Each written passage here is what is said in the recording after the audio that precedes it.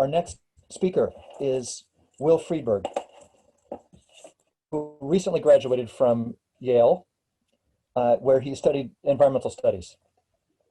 And he's now at Mass Audubon, which, as many of you know, is not the same organization as National Audubon Society.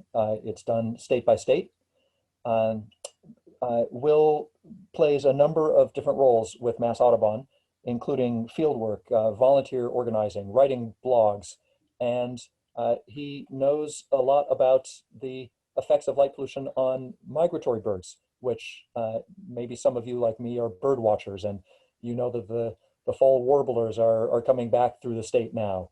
What is the effect of light pollution on birds that depend on the stars to navigate? Or birds that crash into buildings in Boston because they're distracted by the bright lights. When Will is not in the Northeast in the Boston area, he apparently can often be found down in the tropics himself, so he is a bit of a migrator himself. Will Freedberg, very happy to have you here with us today, and the mic is now yours. Thank you, James. It is a real pleasure to be here. I'm going to share my screen. Let's see. Can everybody see my screen now? Not yet, Will. No, hang on. What is going on here? That should have done it. Good, yep. Very good. So thank you all so much for having me. I want to talk a little bit about how migratory birds' attraction to light may be affecting which habitats they use during migration. I really just want to highlight some new work that's being done, mostly out of the University of Delaware, but also elsewhere, that helps specify the consequences of artificial light at night for birds. So this is an image that I took. I'm sure you've seen hundreds and hundreds of sky glow photos from Massachusetts already, so I'm sparing you the stock images, even though this is not so illustrative, but this is an image I took from over the Quabbin Reservoir, which has some of the darker skies of anywhere in inland Mass, and if you stay out there for long enough, you'll start to perceive a really significant glow coming from the Connecticut River Valley. And so this is what not only we see and casual observers and astronomers see, but also what birds see. Almost all, for those of you who don't know, of our migratory birds are nocturnally migratory. They fly at night to avoid predators. This is an adaptive behavior that's been with them for hundreds of thousands and in some cases millions of years. And I suspect that most of you already know that artificial light at night is a source of bird mortality. But for anyone who doesn't, I just want to illustrate this with some photos that might be new to everybody, even folks who are well-versed in this. This is the lighthouse at Machias Seal Island. It's a treeless puffin colony in the Gulf of Maine. This isn't happening every night. Here's another image of warblers just covering the ground around the lighthouse. But particularly when conditions are poor, when there's fog, when there's a low ceiling, precipitation, when migrants run into a front offshore, or when winds sweep migrants further over the Gulf than they want to be, the migrants become precipitation themselves and sort of accumulate around this point source of light that is the lighthouse. This is a historical issue too. Here is an illustration. Oh God, I left the text boxes on there. Here is an illustration from the Statue of Liberty from the late 19th century, when there were a whole lot more birds around too than there are now. I imagine some of you have seen the paper from last September that documented a 2/3 reduction in bird populations across all species since 1970. It was a real landmark work. And so this is something that that has sort of been in the front of my mind and everybody at Mass Audubon's mind when we're talking about light pollution or climate change or any habitat destruction, any threat to migratory birds or birds generally in North America, is that our baselines are shifting. We're already seeing really spectacular declines. So anyway, at the Statue of Liberty in the 19th century, it was not uncommon to find hundreds of birds in a night, perched and in some cases dead around the torch. And this continues. The contemporary equivalent of this is the torch of the Statue of Liberty is sort of negligible compared to the tribute in light for 9/11 that only is illuminated once a year. But I wish I had slides for this. It's a much more spectacular display. The beams of light reach several kilometers into the sky. And they've actually, this may not be news to many of you, but Audubon, New York has arranged an agreement with the city where they're turning these lights off every 20 minutes when there are too many birds trapped in the beams so that the birds can disperse and escape. Something that we're learning now is that bird behavior returns to normal when you turn the lights off, in cases when they're drawn to point sources of light. So there's been, for as long as bright artificial lighting has been around, this existing concern that light pollution at the point source level attracts and confuses birds. And that either leads to birds colliding with a window or just taking longer to complete their migration, which reduces fitness. These are birds with very limited energy budgets, and they're already sort of pushing the limits of their physical fitness by flying over sometimes nonstop over the Atlantic Ocean and making landfall in Brazil, sometimes less dramatic flights, but they don't have a ton to spare. So that's not all there is to it, though. More and more data shows that birds are attracted to sky glow at the landscape level. And this has been enabled, surprisingly, by the development of ways to track birds with Doppler radar. This is something that really shocked me when I first learned about it about 10 years ago. But you can actually see radar signal of birds passing over the landscape mixed in with precipitation throughout the night during migration season. So all of these, I don't know if you can see my arrow here, all of these blue donut-shaped blooms are bird interference, and the denser signal is precipitation. The circular shape, and I promise this is directly applicable to studying birds' attraction to light, and we'll get there shortly. But just a note on the radar signal here. Radar is cone shaped. It is because of the curvature of the Earth. The effective altitude of the radar beam is higher as you go further away from the radar station, and birds are not often flying as high as weather fronts, the kinds of altitudes that weather fronts are operating on. So even when you get this sort of neatly integrated, spatially integrated map of precipitation moving across the landscape, you really just get a small ring around the radar station, relatively small, where birds are visible. And there are lots of folks that are working on interpolating birds at different altitudes from different radar beams at different altitudes to try to get to smooth over those differences. This is a weather front visible in the top right of the radar image that is interacting with a big cloud of migratory birds over Boston. Similar conditions to what might cause this huge dropout over Machias Seal Island or any of the offshore islands.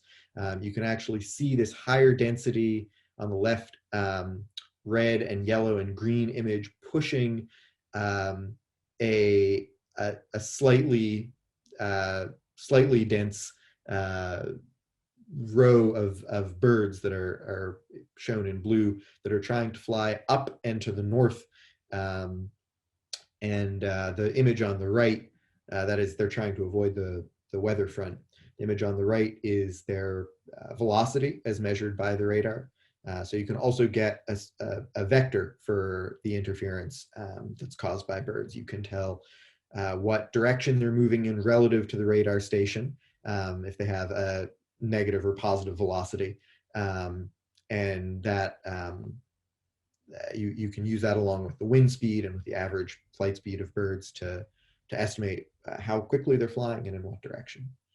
So this is something that's been used for the past 10 or 15 years now to study a whole lot of things about bird migration. This is a graph from a PhD paper from someone at Purdue that's still in review, but it looked at a whole number of covariates with stopover habitat, where birds stopping using just the lowest beam of the radar just to measure where birds are taking off and putting down on either end of the night. And something that kept coming up for a lot of observers who were just running models with sort of any possible covariates, anything they thought might have an association, was forest canopy. You would expect birds to be using stopover habitat more intensively when it was better quality habitat. So have a look in the top right here. You would not expect there to be this dual peak in really low forest canopy areas, that is urban areas, and then high forest canopy areas. So what is that about? Well, it's about light pollution, and not just point source light pollution, but sky glow. Here is this is something that you can actually observe sometimes in the radar itself. This is not an example that you would see commonly, but if you're watching the radar long enough, you'll begin to notice this on some nights more than others. We're just going to do a before and after here, but you can actually see that birds are using the I-95 corridor, and they're gathering around Baltimore here, Wilmington, and even a little cluster over Dover. Cape May, New Jersey is a famous bird migration hotspot. So this is not totally overshadowing the normal movements of migratory birds and the ways that they use the coast, but you do see this pretty conspicuous stream of birds moving down I-95 and clusters around big cities.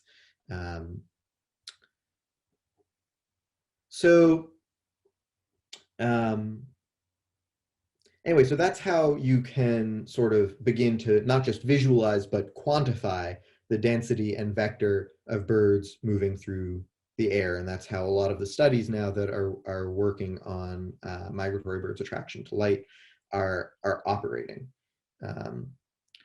So something that I will say is that it would be amazing to have a fine-scale spatial data set of light pollution made available to teams working on this. I haven't actually talked to the key data people in some of these labs, but they're pretty uniformly using vegetation as a proxy for urbanization and for light pollution. And I suspect that's because there aren't, as would surprise me, but there aren't immediately available data sets for light pollution that they can integrate into these studies. But anyway, this is a great graphic from Jeff Bueller at the University of Delaware that demonstrates a couple of patterns that I think are worth pointing out. Here's on one axis we've got distance from bright artificial light at night, and on the y-axis is bird density. It's this same dual peak pattern that we saw in the previous graphic, but they're also sort of parsing it geographically. They've done this across different radar stations on the Gulf Coast and in the Midwest over the Great Lakes. as well as on the East Coast and in the Midwest. And what they're seeing, the consistent part of what they're seeing is that birds migrating in the fall on their southbound migration are actually, at least in the northern part of the continent, the fall migration birds are cohort rather much more attracted to artificial light at night than in spring migration. And so what do we know about fall migration that might make it different from spring migration aside from directionality? Well, if you think about what are birds doing between migrations, they're breeding. This is juveniles that are being attracted to artificial light at night, and that's, I think, the most likely reason why mortality seems to be so much higher in window strike studies, in other kinds of mortality studies during fall migration than spring migration. It's these young birds that historically have been thought to be inexperienced or just not selected against in the cases of birds that are getting killed. But there's actually a physiological basis for this as well, and it's still really poorly studied and under investigation. But here's a diagram from a behavioral study showing immature versus adult birds orienting in a captive setting towards glow on the horizon. The length of the line in each case is proportionate to the amount of time they spent facing in that direction. And this is when this was done at a site where most birds are moving overhead to the northwest. And the horizon glow is to the southeast.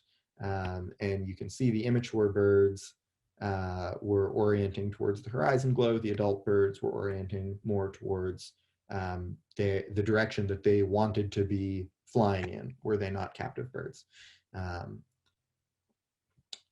And so what does this mean? What does this mean for birds? I mean, obviously, there's a concern that any amount of deviation from the migration route is going to reduce fitness.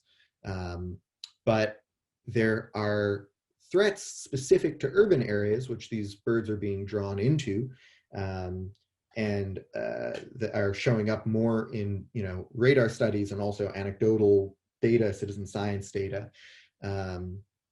And so we have to be cognizant of the fact as conservationists that urban habitats, even though they're considered ecologically low quality, are becoming highly important to migratory birds. And that poses some really thorny challenges around feral cats, which are the #1 driver of bird mortality, that is directly associated with with direct mortality. So not loss of habitat, loss of breeding opportunity, but actual killing of the organism.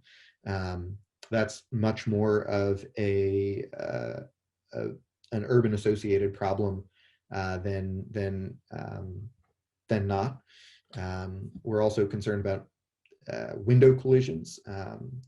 There have been a number of studies done suggesting that window collisions are not actually, and this is backed up by data that we have from Mass Audubon, not actually all that more common in urban areas than in rural areas on a per building basis.